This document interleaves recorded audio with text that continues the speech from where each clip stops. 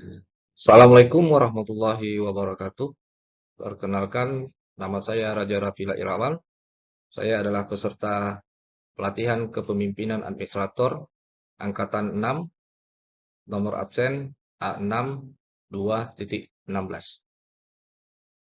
Baik, pada hari ini saya akan mempresentasikan dengan tema Digital Organization.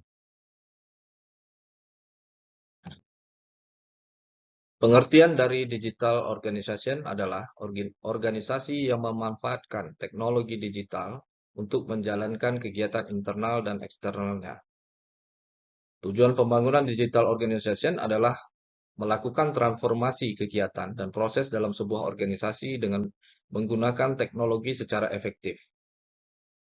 Latar belakang, kemajuan teknologi informasi yang begitu pesat dan masif pemanfaatannya membuat publik mempunyai user experience yang banyak terhadap kemudahan akses informasi maupun kemudahan menerima layanan. User experience ini dimiliki pula oleh kalangan internal birokrasi yang senantiasa melakukan komparasi layanan internal dengan pengalaman mereka saat menggunakan layanan di luar birokrasi, semisal email, chatting, marketplace, jual beli online, ataupun e-banking. Pengalaman keduanya menjadi tekanan tersendiri agar digital organization segera terwujud. Saat ini pemerintah Kabupaten Siak sudah menggunakan layanan publik dengan menggunakan teknologi informasi dan bahkan sudah mendapatkan beberapa penghargaan dari salah satunya Kemenpan RB, yaitu terkait dengan aplikasi perizinan. Kita lanjut. Jadi yang perlu diperhatikan di dalam digital organization itu yang pertama adalah government process re-engineering. Yang kedua adalah pendekatan digital organization. Yang ketiga adalah konsep digital organization. Yang keempat adalah praktik digital organization. Yang pertama government process re-engineering atau GPR.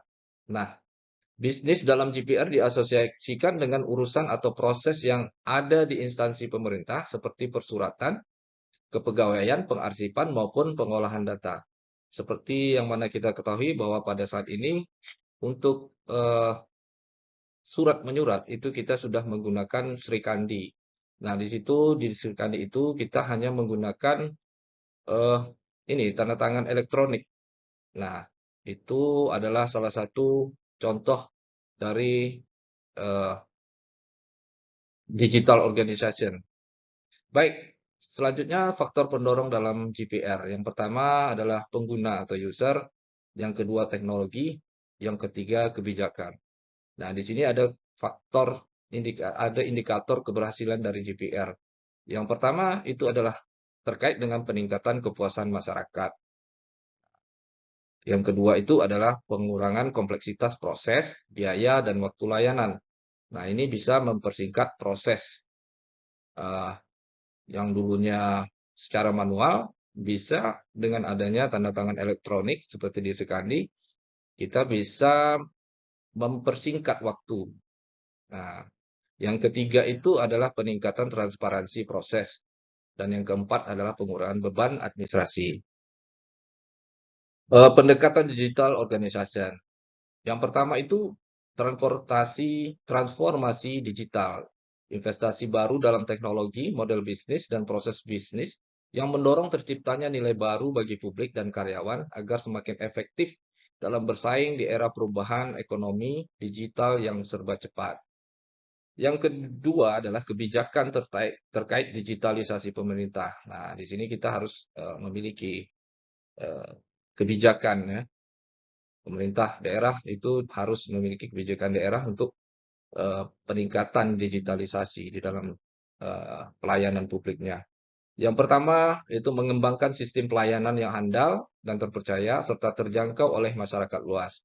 Yang kedua, menata sistem manajemen dan proses kerja pemerintah dan pemerintah daerah otonom secara holistik. Yang ketiga adalah memanfaatkan teknologi informasi secara optimal.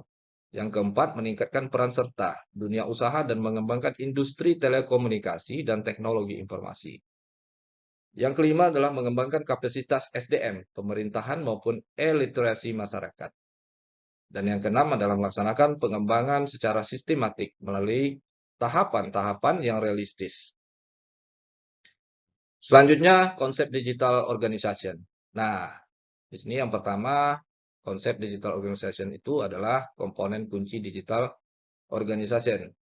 Artinya, itu mengatur komponen penyelenggaraan sistem elektronik yang harus dipenuhi agar instansi tersebut mampu menyelenggarakan sistem elektroniknya secara handal dan aman serta bertanggung jawab terhadap beroperasinya sistem elektronik sebagaimana mestinya.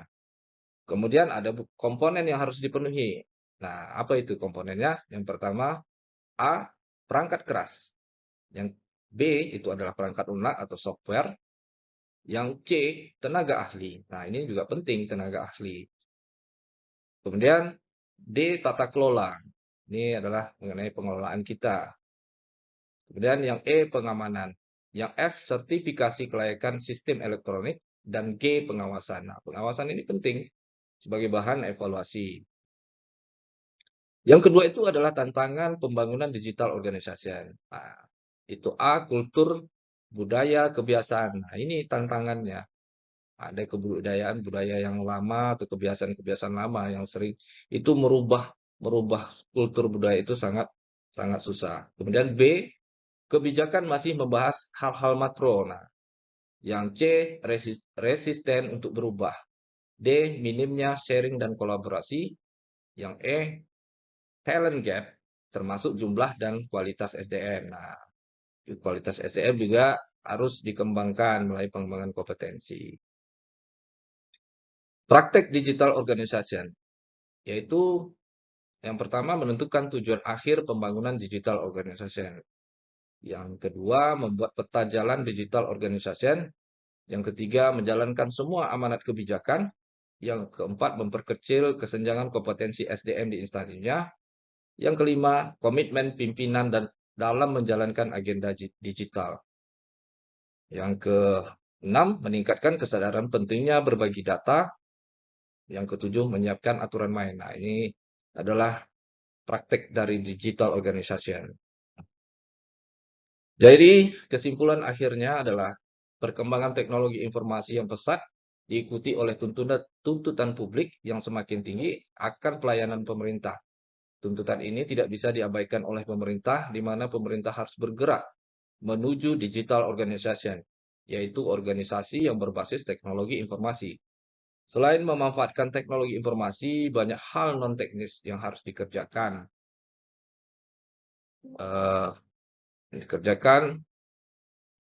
Dalam pembangunan digital organization termasuk tantangan yang harus dihadapi. Nah, kemudian lingkup pembenahan non-teknis lebih luas dibanding pembenahan teknis, apalagi ini menyangkut masalah perubahan cara kerja. Ini pola kerja ini. Kemudian maupun perilaku ini harus diperhatikan. Kemudian, tetapi apapun kendala dan tantangannya diperlukan komitmen semua pihak agar digital organization tercipta. Nah, ada pertanyaan yang sangat menarik, apakah kita tidak ingin berubah untuk sebuah hasil yang baik? Nah, itu adalah kata kuncinya. Baik, terima kasih atas perhatiannya. Mungkin saya ucapkan akhir kata, wabillahi taufiq wal hidayah. Wassalamualaikum warahmatullahi wabarakatuh.